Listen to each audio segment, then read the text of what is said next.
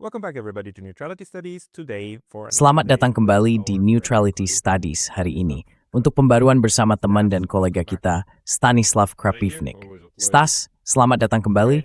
Terima kasih, selalu senang bisa bergabung. Senang sekali bisa berbincang lagi denganmu. Kami ingin membahas sedikit tentang posisi Rusia saat ini dan juga bagaimana nota kesepahaman terbaru antara Iran dan Amerika Serikat mungkin memengaruhi logika atau cara berpikir Moskow. Stas, apa kabar terbaru dari pihakmu? Saya juga sempat berada di Rusia, di Moskow tepatnya. Dan penerbangan saya kembali ke Swiss sempat tertunda karena serangan drone di Moskow. Serangan-serangan drone ini makin sering terjadi dan tadi malam pun ada serangan besar lagi. Bagaimana suasana di sana saat ini? What is the mood at the moment? Angry. Marah. Lagi-lagi mentalitas Eropa narasi bahwa Putin tiba-tiba saja bangun suatu hari dan memutuskan untuk menyerang Ukraina hanya untuk, bersenang-senang. Itu ungkapan lama dari Amerika. Lalu katanya kalau dibuat cukup menyakitkan, Rusia akan mundur karena dianggap tidak sepadan.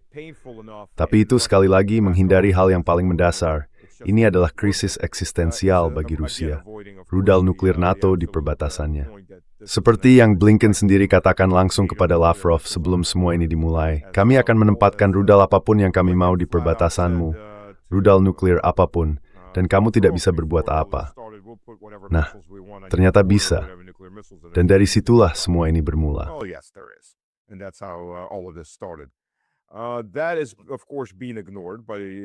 Hal itu tentu saja diabaikan oleh orang Eropa dan oleh orang Amerika dalam tingkat yang lebih kecil. Pada satu titik, Marco Rubio memang mengakui bahwa ini adalah perang proksi. Orang Eropa tentu saja bahkan tidak mau mengakui hal itu. Tapi Eropa sudah lama menjadi ajang perang proksi. Eropa adalah peserta militer yang aktif. Dan tekanan terhadap Moskow adalah untuk menyerang Eropa. Menyerang dengan cepat dan keras. Seperti yang saya katakan sebelumnya, dengan sekarang mulai memproduksi drone secara massal. Maksud saya, drone-drone itu bukan buatan Ukraina. Mari kita hentikan mitos itu. Mungkin memang dirakit di Ukraina, seperti yang terbukti dari kehancuran gudang film yang terbakar karena kebodohan Ukraina sendiri, ketika mereka mengklaim bahwa Rusia baru saja menggudang berisi film-film lama.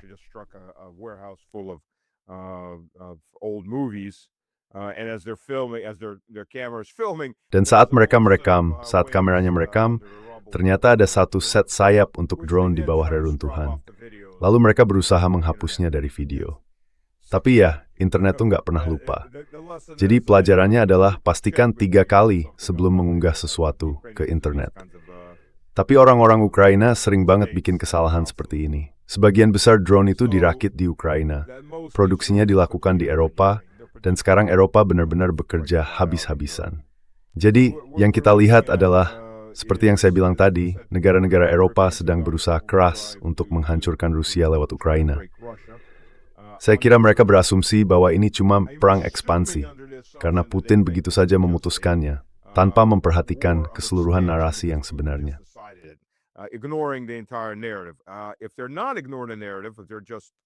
Kalau mereka bukan cuma mengabaikan narasi itu, tapi juga menolak ikut di dalamnya, dan malah menutup mata terhadap peran mereka sendiri dalam semua ini, ya berarti mereka 2 kali lebih bodoh.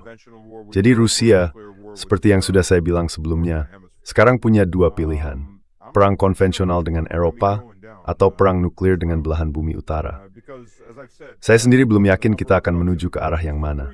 Karena seperti yang saya bilang, produksi drone terus meningkat dan gelombangnya makin besar. Dan pada akhirnya, kalau gelombangnya cukup besar, itu bisa menembus sistem pertahanan udara apapun. Dan itulah yang terjadi. Sebagian besar drone memang berhasil ditembak jatuh, tapi begitu rudal di unit pansir habis dan harus diisi ulang, gelombang berikutnya berhasil menembus. Maaf, silakan lanjut.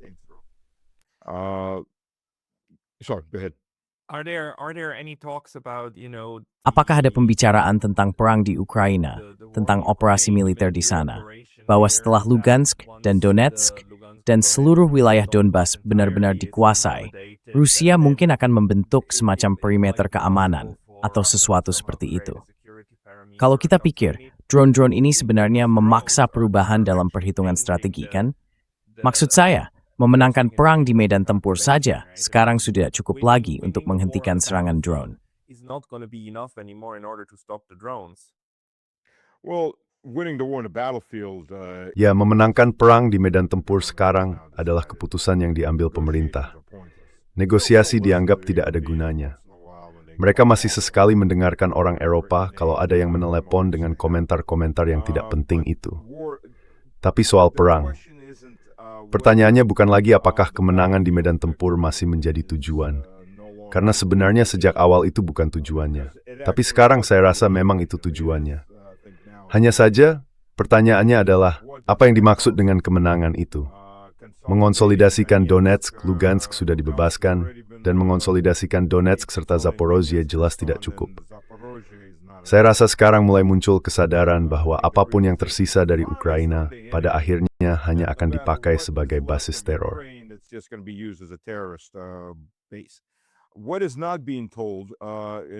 Yang tidak banyak diberitakan, waktu saya berada di Rusia baru-baru ini, mungkin Anda sempat lihat di berita, adalah perubahan total menuju terorisme.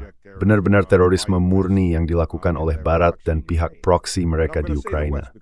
Dan saya akan bilang, ini memang Barat, karena Barat sepenuhnya bersalah, seolah-olah berenang dalam darah Rusia. Baratlah yang memproduksi drone-drone itu. Baratlah yang memungkinkan terorisme ini terjadi. Dan ada beberapa insiden, saya sebutkan beberapa saja di luar serangan ke Moskow, kecuali beberapa serangan ke kilang minyak Moskow.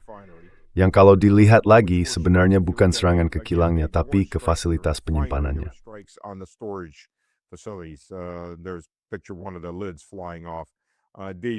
Ada foto yang menunjukkan salah satu tutup tangki terlepas. Bagian seperti itu sebenarnya cukup mudah diganti. Seperti yang sering saya bilang, kilang minyak itu sangat sulit untuk benar-benar dihancurkan. Mudah rusak, tapi sama mudahnya untuk diperbaiki. Masalahnya pipa yang rusak tanpa ada api besar itu nggak menarik buat media Barat.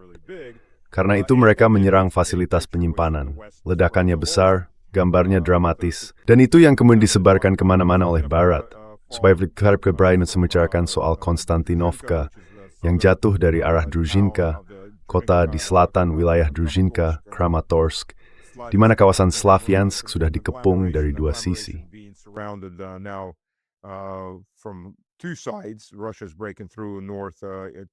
Rusia sedang menembus ke arah utara dari wilayah DNR. Mereka sudah memisahkan diri dan mulai bergerak ke utara. Sekarang mereka datang dari belakang kelompok pasukan ini. Lalu ada juga pasukan Rusia yang jaraknya sekitar 6 km dari Kramatorsk dan Slavyansk. Sementara Krasny Liman pada dasarnya sudah hampir sepenuhnya dikuasai Rusia, yang berarti mereka bisa melancarkan serangan langsung ke Slavyansk dari arah utara.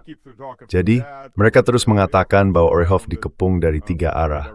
Dan meskipun pasukan Rusia sudah cukup dekat dengan Orehov, sekitar 5 km lagi, secara pengamatan drone dan jangkauan artileri, Orehov sudah dalam posisi terkepung secara taktis, atau bisa dibilang benar-benar terkepung secara taktis.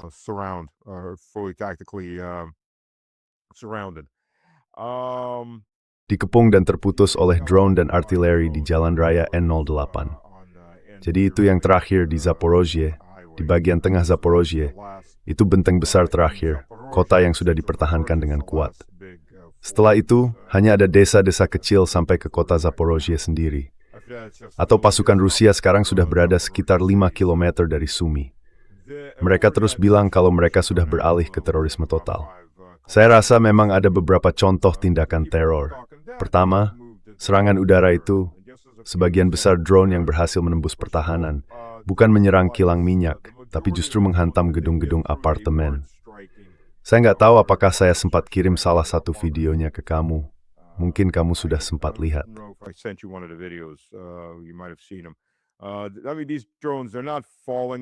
Maksud saya begini, drone-drone itu bukan jatuh di gedung apartemen secara kebetulan. Mereka juga bukan sekadar menyenggol gedung apartemen karena salah sasaran. Mereka diarahkan langsung ke tengah-tengah gedung apartemen. Gedung besar, kadang juga rumah keluarga tunggal. Maaf sebentar. Saya mau kasih ringkasan cepat tentang beberapa serangan teroris dalam 2 minggu terakhir.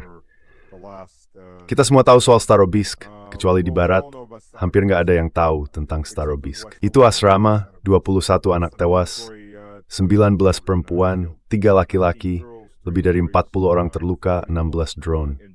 Jadi waktu akhirnya pihak barat mencoba mengakui hal itu, mereka bilang ya, mungkin roketnya melenceng atau ada yang nggak beres. Kat, isi personal phone. Plus recon drones are reconning it for half a day before. Selain itu, drone pengintai sudah memantau area itu setengah hari sebelum serangan. Jadi tidak, ini bukan kecelakaan, bukan karena salah sistem, dan juga bukan alasan klasik seperti di pengadilan Nuremberg. Saya hanya menjalankan perintah. Banyak Nazi yang akhirnya digantung karena alasan itu. Sayangnya, sebagian besar dari mereka justru direkrut kembali oleh Amerika dan Inggris untuk memegang kekuasaan di Jerman Barat. Dan sekarang kita bisa lihat sendiri akibatnya. Dulu di Zanu Stalayadik merendat. In Seri 6th, Juri Tentang Dam Dede Tang. Now the excuse is, well, the AI told me to do it. Ya itu yang That's the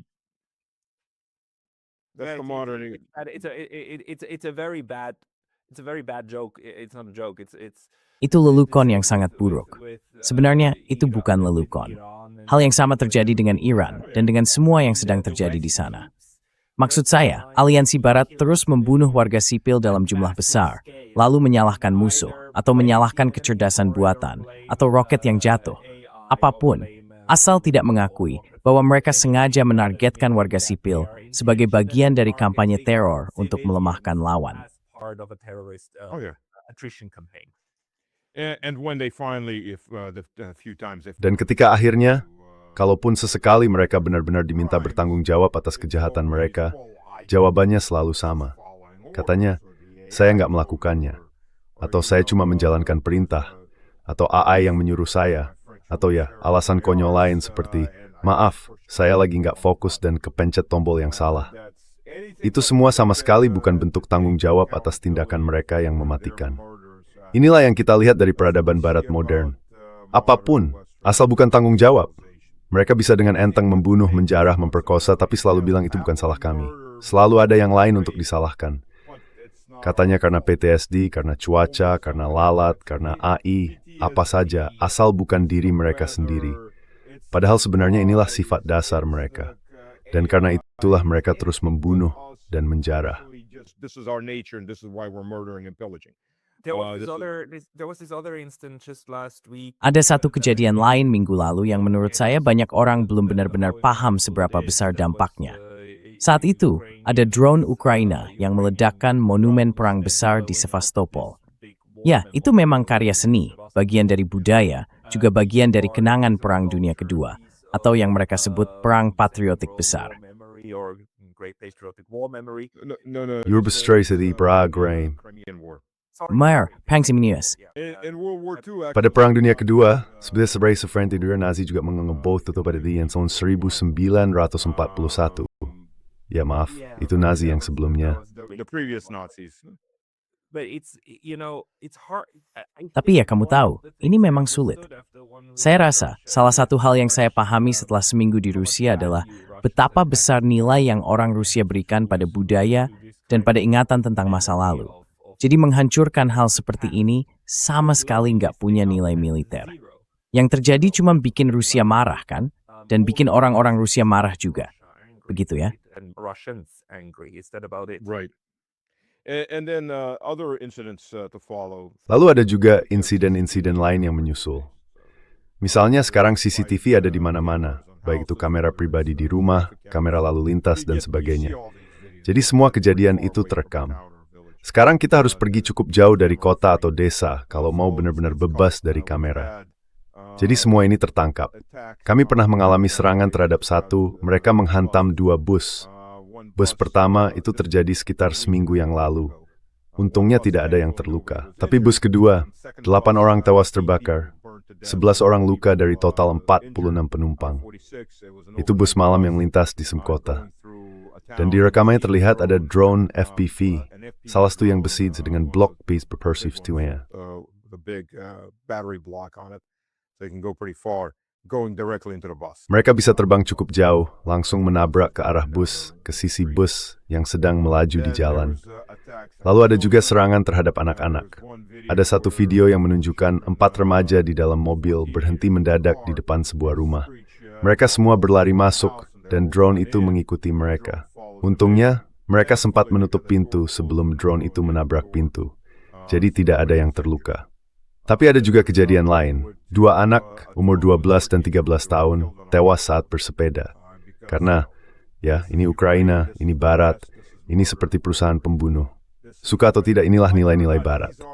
Kenapa? Karena inilah nilai yang diproyeksikan Barat ke seluruh dunia.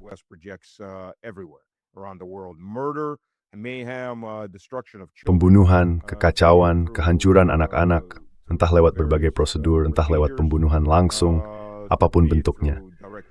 Barat, maksud saya, ini adalah nilai-nilai kelas Epstein yang diperluas ke seluruh masyarakat.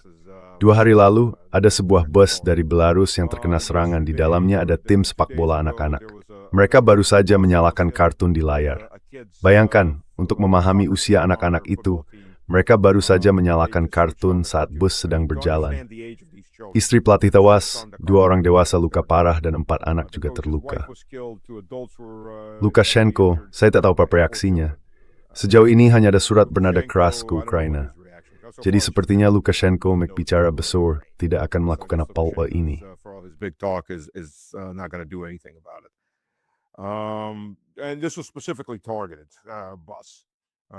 Dan ini adalah bus yang memang jadi target khusus. Mereka baru saja masuk dari Belarus ke Rusia, ke wilayah Bryansk. Mereka sedang menuju ke selatan, ke arah Laut Hitam. Sudah ada serangan juga di Belgorod. Misalnya ada video drone FPV yang menabrak sebuah truk di lampu merah di perempatan, menewaskan sopirnya. Drone itu langsung menukik ke kaca depan truk. Dan masih banyak lagi kejadian seperti itu. Video-video semacam ini tersebar di mana-mana.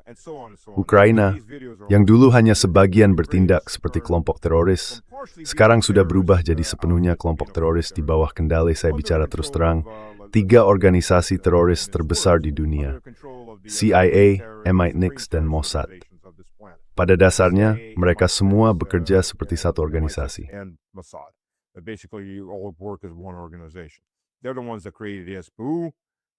Mereka yang menciptakan SBU modern.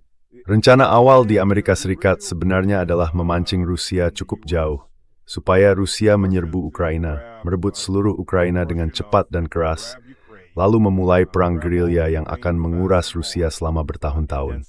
Tapi itu tidak terjadi seperti yang mereka harapkan. Yang terjadi justru perang yang saling menguras tenaga. Dan pada dasarnya, semua orang yang dulu bisa saja jadi relawan untuk perang gerilya, sekarang sudah tewas. Sementara mereka yang masih hidup, kalau nanti konflik ini benar-benar berakhir dan mereka masih selamat, mereka akan sangat bersyukur masih hidup. Apalagi untuk memulai sesuatu yang baru.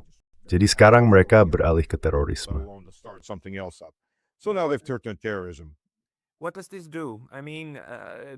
Apa dampaknya?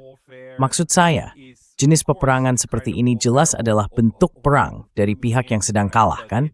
Tapi hal ini menimbulkan beban yang sangat berat bagi Rusia, bagi masyarakat Rusia, bagi warga sipil. Tekanan terhadap pemerintah pun makin besar untuk bertindak, bahkan mungkin melangkah lebih jauh lagi. Menurut saya yang mereka coba lakukan adalah memancing Rusia agar terlibat dalam perang besar berikutnya, dalam eskalasi yang lebih luas. Jadi, menyerang wilayah NATO.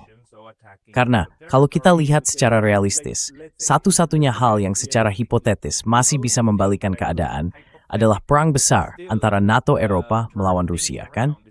Dan inilah yang diinginkan Zelensky dan Ukraina sejak awal. 2 tahun lalu, ketika sebuah rudal Ukraina menewaskan 2 petani Polandia, hal pertama yang dia katakan adalah bahwa ini termasuk pasal 5, dan semua orang harus ikut berperang bersama kami.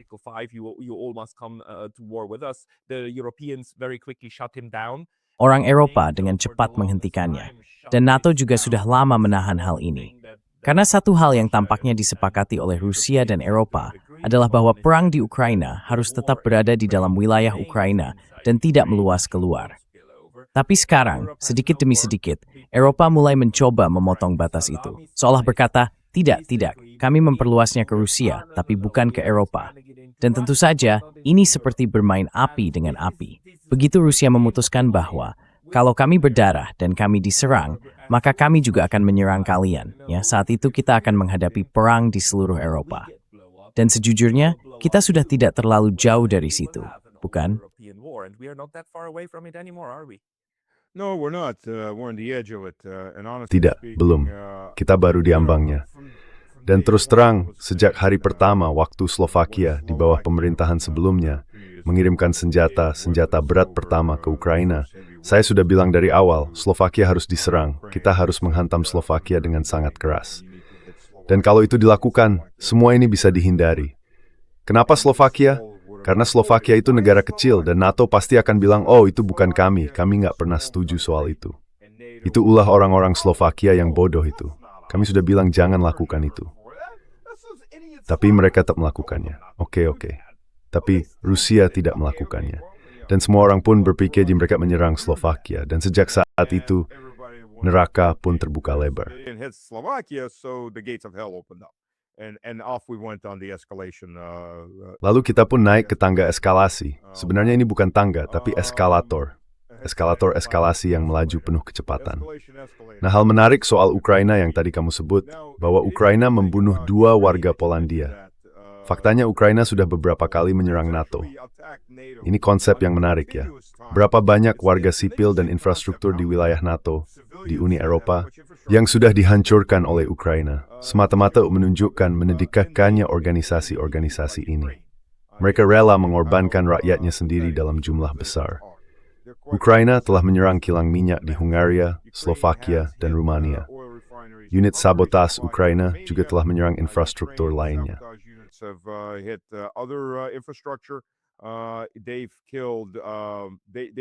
Mereka sudah menembak, mereka sudah menyerang beberapa kapal di perairan teritorial Turki, keluar dari Selat Bosphorus. Mereka menembak kapal tanker berbendera Turki. Mereka menenggelamkan kapal patroli militer Turki. Dan orang-orang Turki, Erdogan, ya mereka ingat itu, yaitu sekitar sebulan yang lalu. Untung saja buat mereka Erdogan sudah mencabut tulang punggungnya, memisahkan ruas-ruasnya, dan menaruh satu ruas di setiap kursi yang bisa dia duduki, karena pantatnya nggak cukup besar untuk menutupi semua kursi itu. Erdogan itu pencari untung tanpa tulang belakang. Semua omongannya tentang menghentikan Israel, sementara dia mengirim 57 kapal tanker minyak ke Israel, dialihkan.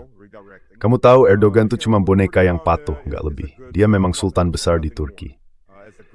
Jadi meskipun orang-orang Ukraina melakukan serangan langsung terhadap Erdogan, terhadap orang Turki, terhadap negara anggota NATO, this is Stengab Road is Ukraine.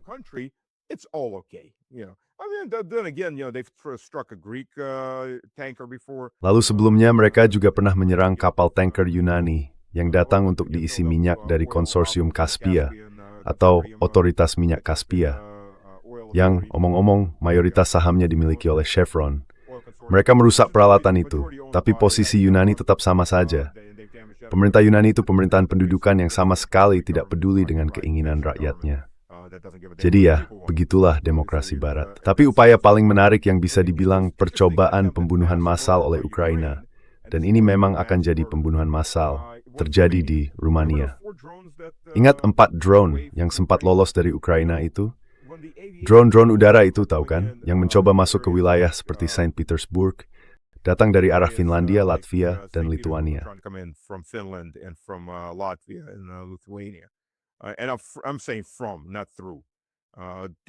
Yang saya maksud itu dari bukan lewat, jelas-jelas dari Latvia. Yang dilakukan perang elektronik Rusia adalah mereka membobol enkripsi, lalu memasukkan koordinat baru dan membalikkan arah drone itu. Tapi itu kan di perbatasan ya, jadi jaraknya nggak jauh.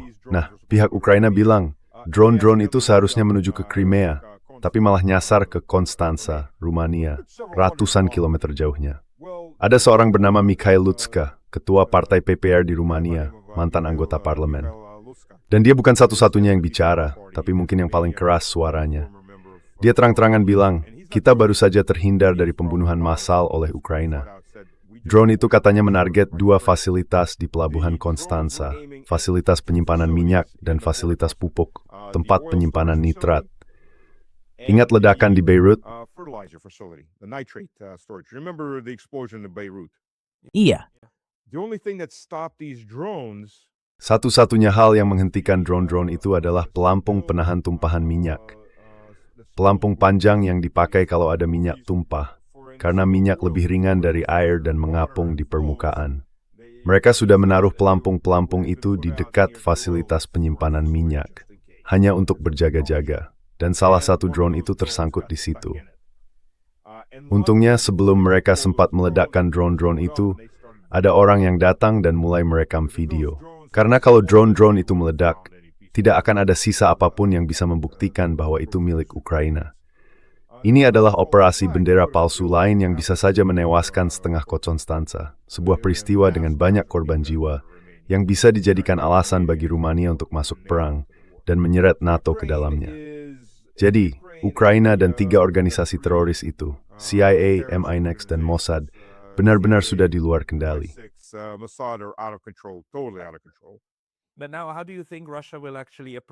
Tapi sekarang, menurut Anda, bagaimana Rusia akan benar-benar menyikapi hal itu? Karena kalau Rusia tidak melakukan apa-apa, taktik teror seperti ini akan berhasil melemahkan Rusia sedikit demi sedikit. Tapi kalau Rusia benar-benar menyerang wilayah NATO, atau fasilitas tempat bagian-bagian drone itu dibuat, mereka juga menang. Karena itu berarti perang besar dimulai. Ini sebenarnya cara yang sangat-sangat kelam untuk memperburuk situasi. When bisa tahu, nan it's theory size. Closing all doors to non-escalation, actually. Right. Ya, begini, saya pribadi lebih memilih perang konvensional. Kita akan menang dalam perang konvensional karena alternatifnya adalah perang nuklir, sesederhana itu. Hanya ada 2 kemungkinan di situ. Yang pertama perang konvensional, yang kedua perang nuklir. Nggak ada jalan lain. Tapi orang Eropa itu, entah terlalu psikopat atau masyarakat Eropanya sendiri nggak paham, kecuali mereka yang mendengarkan acara Anda dan acara lain yang sejenis.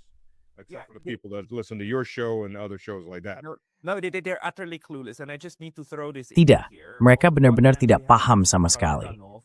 Dan saya harus tambahkan ini. Di satu sisi, kita punya Tuan Karaganov di acara Glenn Deason yang membicarakan soal argumennya tentang serangan nuklir terbatas, yang katanya sekarang makin populer, makin diterima di Rusia.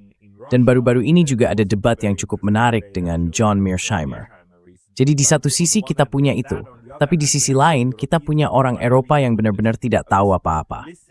Saya sempat dengar sebuah acara di televisi Swiss, karena itu salah satu yang masih bisa saya tonton.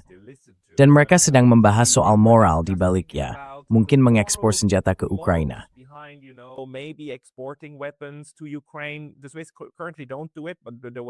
Saat ini, Swiss memang tidak melakukannya. Tapi sempat ada perdebatan, apakah sebaiknya dilakukan atau tidak tentang sisi moralnya. Selama 1 jam penuh, tidak sekalipun terpikir oleh mereka untuk membahas argumen bahwa kalau Swiss mengirim senjata ke Ukraina dan senjata itu digunakan untuk membunuh orang Rusia, maka mungkin saja Rusia akan datang dan menangkap Swiss, atau setidaknya menutup fasilitas tempat hal itu dilakukan. Topik itu sama sekali tidak muncul. Efek manfaat temsuk Swiss telah kehilangan kemampuan untuk berpikir tentang perang secara realistis. Bagi saya, ini suatu kader for terpres. Tapi ini mengukur sebagai dal subes to siu adam perfect sangat kelam. Rabbit hole we are in Europe. And for that, Glenn got. Dan karena itu, Glenn disebut langsung oleh Menteri Pertahanan Tore Sandvik, Menteri Pertahanan Norwegia, ketika dia ditanya soal pengaruh Rusia dan siapa yang memengaruhi pengaruh Rusia di Norwegia. Dia menjawab terus terang, ya Profesor Glenn Deason. Jadi sekarang Glenn disebut sebagai ancaman langsung terhadap pemerintah Norwegia, oleh pemerintah Norwegia sendiri, hanya karena hal-hal seperti menyatakan hal yang sebenarnya. Kita mungkin sedang berada dalam perang. Apakah kita percaya dengan ini?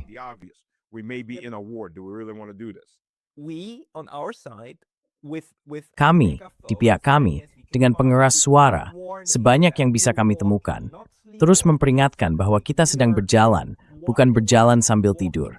Kita benar-benar sadar dan sedang berjalan langsung menuju genangan darah kita sendiri nantinya. Dan orang-orang ini, mereka pikir ini semua propaganda Rusia. Jadi maksud saya, sejauh itulah psikosis ini sudah memutarbalikkan pikiran orang dan menutup mata mereka dari hal yang jelas di depan mata. So if you step mad at the person nat, and akan operate its scream, Dan William, itu mamaran si gila. And Yeah, and yeah. the blade. It's insane. The problem again with mass psychosis, what you're getting. Masalahnya lagi soal psikosis massal. Yang tamu Anda tadi, saya lupa nama profesornya, tidak bahas. Bukan dalam penilaiannya. Saya juga perlu bicara dengan beliau suatu saat nanti. Yang tidak dia jelaskan adalah bagaimana cara menghentikan psikosis massal. Psikosis massal tidak bisa berhenti dengan sendirinya. Biasanya akan mereda seiring waktu, ketika generasi yang terpengaruh mulai menua. Kalau kita lihat pemerintahan Iran, memang di awal berdirinya ada psikosis massal. Tapi sejak itu, pemerintahan Iran sudah jauh lebih terbuka. Maksud saya, ketika orang Amerika bilang, mereka datang membebaskan perempuan Iran dengan cara mengebom mereka supaya tidak perlu menutup kepala. Ya, faktanya sekarang mereka memang sudah tidak wajib menutup kepala. Not have to cover their heads. Well, they already don't have to cover their heads. It's liberalized. Soviet Union went through the same thing. Itu sudah diliberalisasi. Uni Soviet mengalami hal yang sama. Uni Soviet dulu adalah negara radikal yang menggunakan teror dan penindasan negara untuk mengendalikan rakyatnya. Setelah Perang Dunia Kedua, hal itu mulai berkurang cukup banyak, bahkan selama perang dan sesudahnya. Dan menariknya, Stalin justru menghentikan semua kampanye melawan gereja. Malah sebaliknya. Gerakan muda Komsomol, gerakan komunis muda dikirim untuk membangun kembali gereja-gereja, termasuk Katedral Patriarki di Sergiev Posad, yang dibangun ulang oleh para komunis muda pada tahun 1946 dan 47. Kampanye terhadap gereja dimulai lagi di masa Khrushchev, tapi arahnya sudah berbeda.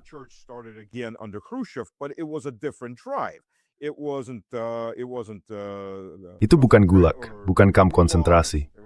Tapi memang ada gulag, kamp kerja paksa. Itu adalah perang propaganda.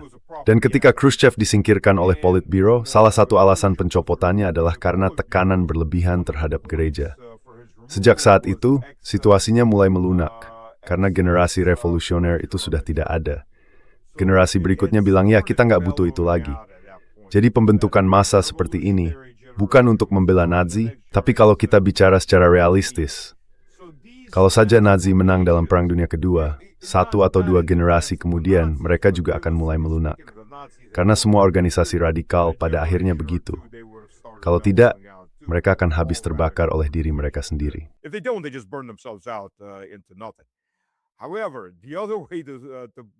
Tapi ada cara lain. Kalau kamu nggak mau menunggu 1 atau 2 generasi sampai psikosis massal itu mulai mereda, dan hanya Tuhan yang tahu berapa banyak korban yang akan jatuh sebelum Nazi itu akhirnya melunak. Atau kamu tahu ketika orang bilang Stalin membunuh sebanyak itu bohong. Itu kebohongan yang benar-benar terang-terangan. Stalin bukan berarti saya bilang dia malaikat, tapi gulag itu bukan kamp konsentrasi. Itu kamp kerja paksa.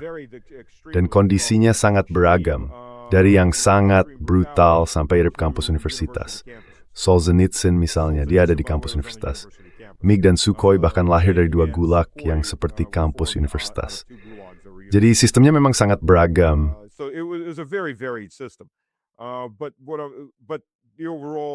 Tapi secara keseluruhan, pembersihan itu mencapai 3, mungkin 5 juta orang. Itu bukan angka kecil. Tapi kalau dibandingkan dengan apa yang dilakukan Hitler di kamp konsentrasi, dia menahan 12 juta orang. Nggak ada yang ingat 6 juta orang lainnya di kamp itu. Hanya 1 kelompok tertentu yang selalu disebut. Belum lagi pembunuhan massal di Uni Soviet, pembunuhan dan eksekusi massal di Yunani, di Yugoslavia, dan seterusnya. Jumlah korban tewasnya luar biasa besar. Tapi cara lain untuk menghentikan psikosis massal itu adalah dengan menghancurkan pemerintahnya. Karena kalau kita lihat semua orang Jerman yang sangat anti-Nazi sekarang, generasi yang lebih tua, mereka dulu semua anggota Hitlerjugend.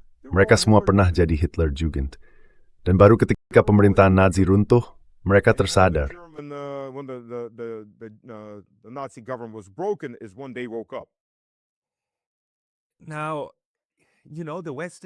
Sekarang, kamu tahu, Barat melakukan sesuatu yang sangat berbahaya. Mereka menciptakan presiden bahwa kalau kamu tidak suka kepala negara dari pemerintahan lain, kamu bisa saja pergi dan membunuhnya. Tidak ada lagi, maksud saya, semacam kesepakatan diam-diam bahwa para pemimpin negara tidak saling diserang. Itu sudah hilang, kan? Dan menurutmu, apakah orang-orang di Rusia sekarang, di Kremlin, mulai membicarakan untung ruginya melakukan serangan pemenggalan kepala, standing das brood. Namens. Like Western style. Of course. Look, why do people sign the Geneva Convention? Dengar ya, tahu nggak kenapa orang-orang menandatangani konvensi Jenewa tentang tawanan perang? Bukan karena mereka berperi kemanusiaan, bukan karena, oh saya mau merawat tawanan musuh saya, tapi karena kedua belah pihak sama-sama dapat keuntungan dari situ. Tepat sekali. Kalau hal itu sudah nggak berlaku lagi, ya mereka juga nggak akan patuh pada perjanjian itu. Betul, tujuannya bukan karena saya mau bersikap manusiawi terhadap tawanan perang, atau mungkin iya, tapi orang Rusia kadang punya kecenderungan aneh seperti itu. Kami bukan bagian dari budaya taman, kami datang dari hutan. Kami sebenarnya nggak menembak orang yang menyerah, benar. Tapi alasan utama kebanyakan orang menandatanganinya adalah supaya tawanan mereka sendiri, orang-orang mereka yang tertangkap, nggak ditembak atau dikirim ke ladang ranjau dan hal-hal semacam itu. Jadi ya, jelas sekali mereka memang dapat keuntungan dari situ. So yes, absolutely, they get something out of it.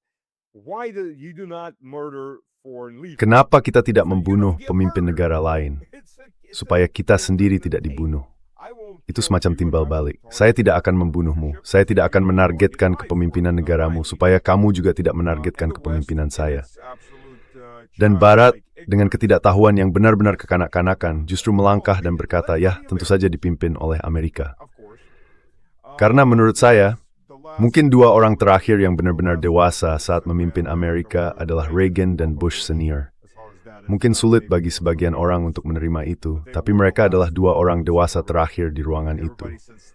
Sejak saat itu, semua pemimpin berikutnya makin lama makin merosot, makin kekanak-kanakan. Maksud saya, Reagan itu menarik dalam dua hal. Saat itu, Israel masuk ke Lebanon, ke Beirut. Israelis went into Lebanon, into Beirut. There was no Hezbollah at that point, by the way, in the 1980s. Waktu itu belum ada Hezbollah ngomong-ngomong di tahun 80-an. Reagan ditunjukkan foto-foto anak-anak yang tewas, dan dia begitu marah sampai menelepon pihak Israel dan bilang, keluar dari sana sekarang juga. Dan Israel akhirnya mundur, karena mereka tahu kalau tidak, hubungan mereka dengan Amerika Serikat bakal berakhir. Jadi Reagan yang memaksa Israel keluar dari Beirut di tahun 80-an. Lalu Bush Senior, dia memutus pasokan mereka karena operasi militer tetap berlanjut.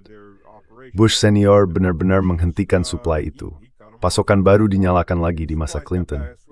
Nah Biden, tanda kutip ya, memutus pasokan.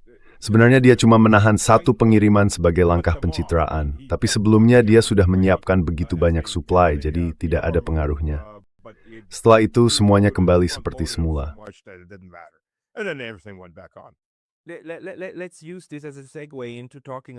Mari kita jadikan ini sebagai pengantar untuk membahas sedikit tentang apa yang sedang kita saksikan dengan Iran, dan juga fakta bahwa pagi ini kemarin Israel sedang marah besar. Kemarahan yang sudah lama tidak saya lihat. Termasuk dengan pernyataan bahwa mereka memutus hubungan dengan Qatar karena Qatar membandingkan mereka dengan Afrika Selatan di masa apartheid. Padahal, sebenarnya itu tidak adil bagi Afrika Selatan di masa apartheid karena mereka tidak pernah melakukan genosida sebesar yang dilakukan Israel. Tapi pertanyaannya, apakah kita sedang menyaksikan perubahan dalam hubungan ini? Atau ini hanya tahap berikutnya dari pertunjukan besar yang disebut kebijakan luar negeri hegemonik Amerika Serikat? US hegemonic foreign policy. I'm tending toward the theater option. Saya cenderung ke arah pilihan teater. Tadi kami baru saja istirahat 15 menit buat ngopi dan ambil segelas Chardonnay. Dan sekarang kami kembali untuk mulai nonton babak berikutnya. Tentang Afrika Selatan di masa apartheid. Apapun yang mau kamu katakan, tapi orang kulit hitam di sana adalah warga negara. Memang, mereka warga negara kelas 2. Mereka nggak dapat sumber daya yang sama. Banyak dari mereka bahkan ikut wajib militer. Tapi tetap saja, mereka warga negara. Dan ada beberapa yang berhasil menembus batasan itu. Mereka lebih seperti pengecualian. Pengecualian dari aturan umum. Tapi tetap, mereka warga negara. Jadi mereka punya sejumlah hak di bawah konstitusi Afrika Selatan. Dan mungkin, bahkan tanpa tekanan dari luar, sistem itu bisa saja melunak seiring waktu, seperti halnya semua sistem. Pada akhirnya, semuanya cenderung mencari keseimbangan. They tend to go to equilibrium sooner or later. every system, no matter how radical it is, will over. Setiap sistem, seberapa radikal pun, pada akhirnya akan bergerak menuju keseimbangan seiring berjalannya generasi. Karena radikalisme itu sendiri nggak bisa bertahan dalam jangka panjang, apapun bentuk pemerintahannya. Tapi ya, orang-orang ini, di tepi barat, Gaza, Lebanon, Suriah, mereka bukan warga negara. Mereka nggak punya hak. Mereka nggak diperlakukan sebagai warga kelas 2, bahkan bukan kelas 3 atau penduduk non-warga. Mereka diperlakukan sebagai, ya, dengar saja apa yang dikatakan oleh pejabat pemerintah Israel. Mereka disebut hewan, harus dimusnahkan, tikus, bukan manusia seutuhnya. Bahasa yang dulu dipakai Nazi terhadap korban mereka, sekarang dipakai lagi oleh generasi baru terhadap korban mereka sendiri. Sekitar 30% dari penduduk Israel adalah Yahudi tradisional. Kebanyakan sudah tinggal di sana jauh sebelum negara Israel berdiri. Die Netheken helping straight Jules to tef forward the twine loads through new. In the traditional Jewish view, Jews are punished by God. It cannot. Orang Yahudi dihukum oleh Tuhan dan tidak bisa memiliki pemerintahan sendiri sampai Mesias datang kembali. Saat itulah mereka akan mendapatkan pemerintahan mereka. Apapun sebelum itu dianggap penghujatan. Jadi, seperti yang mereka katakan, kami sudah ada di sini sebelum negara Israel, dan kami akan tetap ada setelah negara Israel. Lalu ada orang Israel yang progresif, meskipun jumlahnya tidak banyak. Karena sebagian besar orang Israel yang progresif berubah menjadi sangat ekstrem setelah tanggal 7 Oktober. Tapi masih ada orang Israel progresif yang tetap berpikir jernih dan berkata, ini salah, ini pembunuhan massal. Jumlahnya sekitar 30% dari populasi. 70% sisanya dalam berbagai tingkat sudah jadi seperti orang yang kehilangan akal. Lihat saja, kritik utama terhadap Netanyahu adalah bahwa dia dianggap belum berbuat cukup. Criticism of Netanyahu is he's not doing enough. Iya, So, Jadi untuk menutup pemikiran itu, oposisi sebenarnya radikal daripada Netanyahu. Dan tadi sudah sangat radikal. Jadi pada akhirnya pilihannya seperti ini. Kamu mau yang berseragam coklat berkuasa atau yang berseragam hitam? or the black shirts in. But again, like Israel couldn't do all of this. tapi sekali lagi, Israel nggak akan bisa melakukan semua ini kalau bukan karena dukungan penuh dari Amerika Serikat. Dengan semua uang, senjata, produksi, dan jalur pasokannya. Dan tentu saja, itu juga termasuk Eropa, dengan Jerman, Inggris, dan negara-negara lain, serta kerjasama intelijen. Maksud saya, semua yang sedang terjadi ini nggak akan mungkin terjadi tanpa keterlibatan Barat dalam sistem yang memungkinkan terjadinya genosida, dan kemudian benar-benar melaksanakan genosida itu. Dan tentu saja juga ada perang melawan Iran. Nah, Iran menemukan jawabannya. Jawaban Iran adalah, pertama, mampu bertahan dari serangan. Kedua, selalu siap membalas kesasaran dengan kekuatan yang seimbang. Dua prinsip ini berhasil memaksa Amerika menandatangani sebuah dokumen yang pada dasarnya bisa dibilang sebagai pernyataan menyerah. Apakah mereka benar-benar akan menepatinya? Itu soal lain. Tapi mereka sudah menandatanganinya, dan buat saya, itu berarti sesuatu. Nah, menurut kamu, apa makna dari itu? Dan bagaimana kamu pikir hal ini akan memengaruhi langkah Rusia ke depan? How do you think it's going to inform Russia's way of going forward? Well, it's informed Russia's way from day one. When Iran. Sejak hari pertama Rusia sudah tahu arah situasinya. Begitu Iran mulai menyerang pangkalan-pangkalan Amerika. Dan seperti yang sudah saya katakan sebelumnya, Amerika Serikat tidak akan meningkatkan konflik sampai ke perang nuklir melawan Iran. Apalagi, menurut berbagai sumber, Iran mungkin sekarang sudah punya senjata nuklir. Larry Johnson, Pepe Escobar, ya, bukan mereka yang menemukan itu. Mereka cuma mengulangi informasi yang mereka dapat dari seorang pejabat tinggi Pakistan. Saya kenal Larry, saya sempat ngobrol dengannya soal ini. Mereka hanya menyampaikan apa yang diberitahukan pejabat itu, yang katanya menerima informasi langsung dari Iran untuk disampaikan ke pihak Amerika. Karena seperti kita tahu, Pakistan memang berada di posisi tengah. Oh ya, Vance, karena alasan logistik, mereka belum terbang untuk bertemu dengan pihak Iran. As they were supposed to have already. Now, Russian and Menekspresi yang perti polot sani dibatalkan. Istep tang, ineting. yeah. Jadi begini, intelijen Rusia menyampaikan, dan ini sempat dimuat di beberapa artikel di Iran, bahwa mereka memberitahu pihak Iran kalau Amerika cuma akan menggunakan ini untuk mengulur waktu buat menata ulang posisi dan bersiap untuk serangan berikutnya ke Iran. Gak ada yang mundur.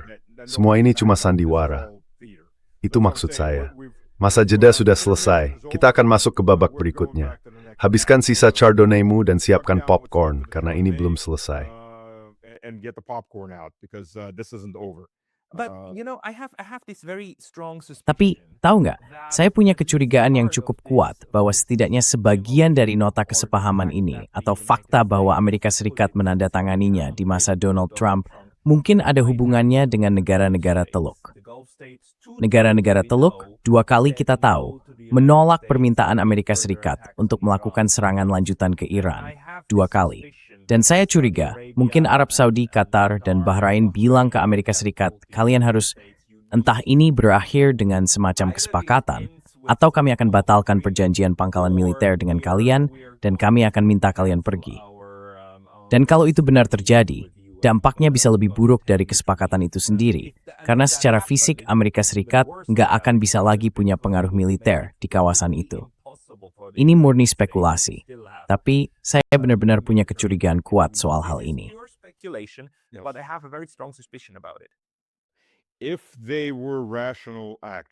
Kalau mereka bertindak rasional, saya akan bilang ya, kalau mereka memang rasional. Tapi bagian yang disayangkan dari orang Arab pada umumnya, dari kebanyakan negara Arab adalah mereka itu bisa dibeli dan sudah dibayar. Mereka entah tidak punya nyali atau sangat bermuka dua. Lihat saja misalnya Saudi. Mereka pernah bilang kami tidak akan membuka wilayah udara kami. Tapi semua orang tetap pakai wilayah udara mereka. Mereka bilang tidak akan ikut terlibat, tapi mereka tetap menembakkan rudal. Begitu juga dengan Kuwait jelas dan Bahrain, juga Qatar. Saya bahkan tidak memulai bicara soal Uni Emirat Arab, di mana presidennya yang memimpin 7 kerajaan kecil tumbuh besar main Call of Duty dan mengira perang itu seperti Call of Duty.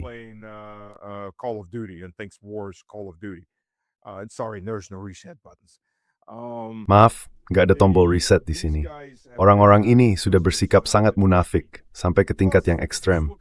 Dan lihat saja apa yang mereka lakukan untuk Israel. Kata-kata mereka besar-besar, tapi mereka membiarkan orang Arab lain dibunuh tanpa batas sama sekali. Bahkan sebaliknya, kalau dipikir-pikir, diam-diam mereka justru mendukung Israel.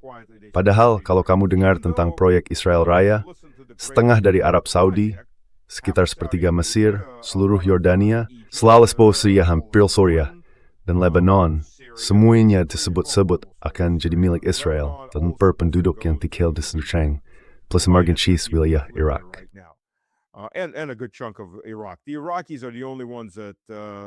Hanya orang Irak yang benar-benar menunjukkan keberanian dan komitmen terhadap prinsip-prinsip tertentu. Sampai batas tertentu orang Lebanon juga, tapi bukan pemerintahnya. Mereka yang menunjukkan sedikit keteguhan sikap. Sementara orang Iran tentu saja bukan orang Arab. Sebagai bangsa Persia, mereka punya cara berpikir yang sangat berbeda, dibentuk oleh peradaban yang sudah berusia 4.000 tahun. Jadi menurut saya, kita sedang melihat babak berikutnya akan dimulai dengan keterlibatan Amerika. Coba pikir, kenapa tiba-tiba orang Amerika harus dipercaya? Ini kan orang Amerika yang sama, yang dulu menyerang dan membunuh orang-orang yang sama. Persis orang-orang yang sama.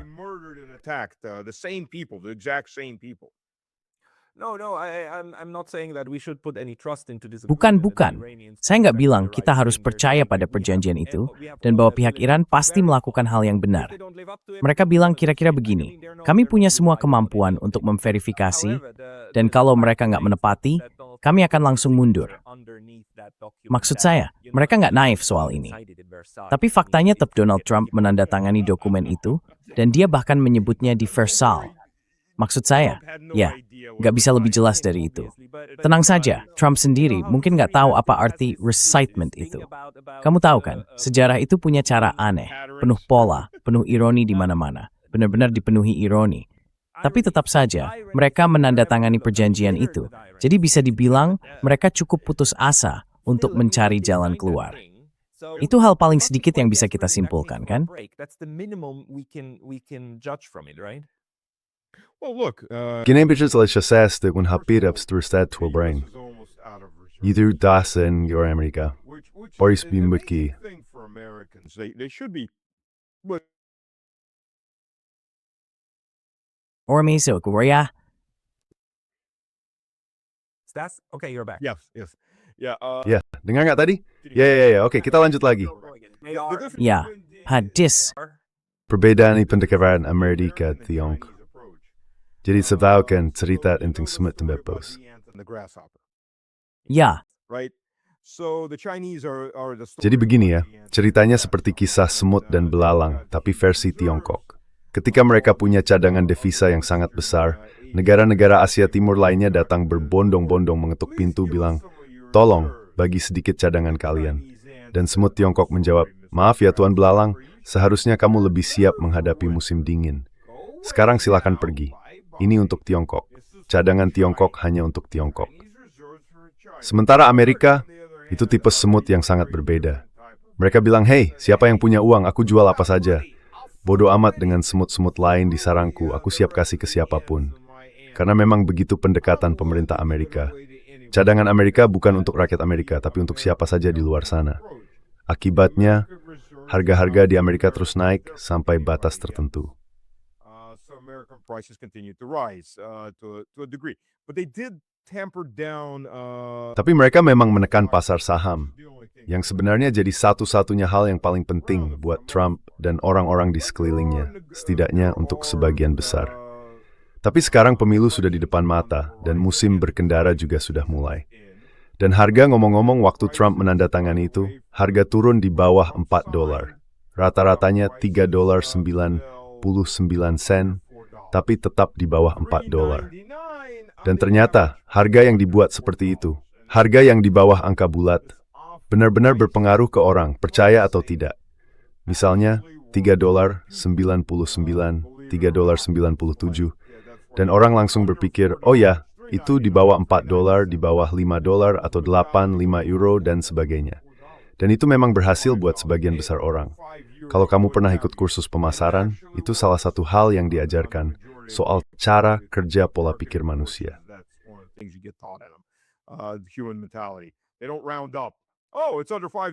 Mereka nggak membulatkan ke atas. Oh, harganya di bawah $5, ya cuma 2 sen di bawah $5. Jadi sebenarnya $5, tapi tetap berhasil. Aneh tapi nyata, pola pikir manusia memang bekerja seperti itu. Jadi Trump dapat kemenangan sementara. Orang-orang jadi tenang. Bahkan tingkat persetujuannya naik 2 poin. Tapi sekali lagi, semua ini cuma sementara. Karena saya yakin, bagi orang Israel, ini murni sandiwara. Kelompok donor nggak kemana-mana. Mereka masih memegang kendali atas Trump, seperti yang orang selatan bilang di bagian paling sensitifnya. Dan ya, dia nggak akan kemana-mana. Nggak ada yang berubah.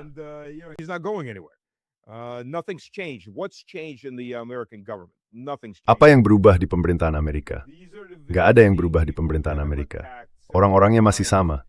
Mereka yang sudah berkali-kali menyerang, bahkan saat sedang bernegosiasi, membunuh para negosiator, membunuh warga sipil dalam jumlah besar, atau mendukung pihak yang melakukan itu, seperti yang terjadi musim panas lalu. Jadi apa yang berubah? Apakah pihak-pihak yang terlibat sudah berubah? Nggak ada yang berubah. Pemainnya masih sama. Jadi, false permare insan bisa di-store. Mereka main to embrace it during. Nggak, sama sekali nggak.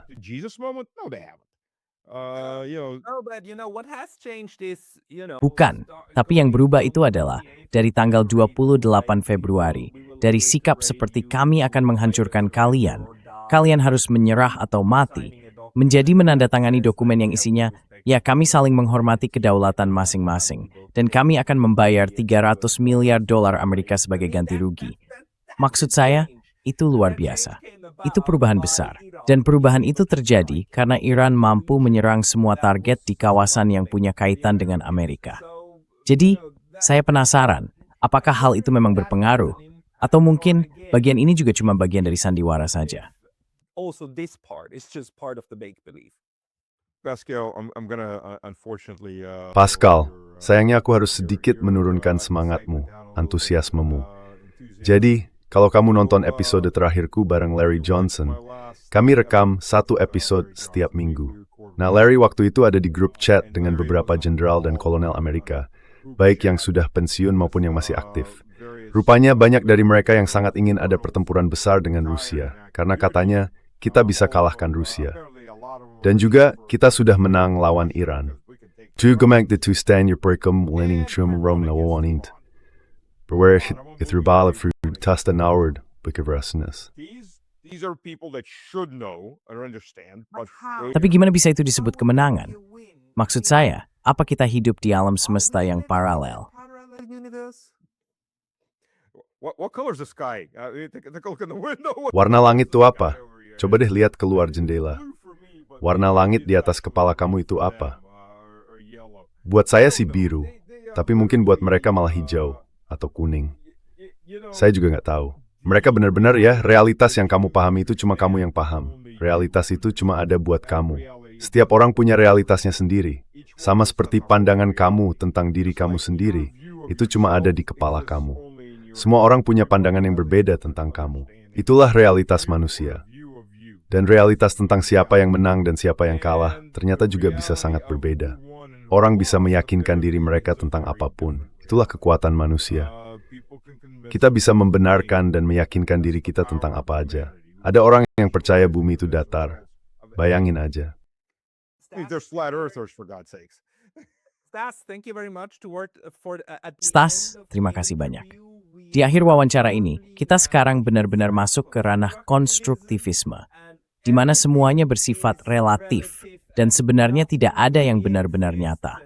Dan ternyata Rick dan Morty memang selalu benar tentang apa yang harus kita lakukan supaya bisa keluar dari sini.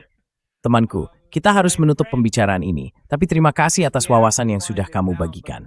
Kalau orang ingin mengikuti kamu, tolong sebutkan kanal atau media kamu. Oke, jadi Substack saya namanya Zmej Gorinich. Itu naga berkepala 3 dari mitologi Slavia. Itu satu-satunya nama keren yang masih tersisa di Substack dan belum dipakai orang lain. Jadi yang... Elasan kamu Stas Vashori. Tahu. Kamu ikut aja. Aku pengen nama yang keren. Tapi semuanya udah diambil.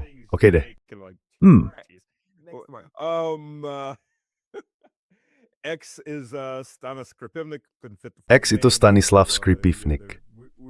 Nggak muat nama lengkapnya. Jadi ya, seperti yang kamu tahu, kami orang Rusia memang suka nama yang panjang. Dari situ kami belajar membaca dan menulis sejak kecil.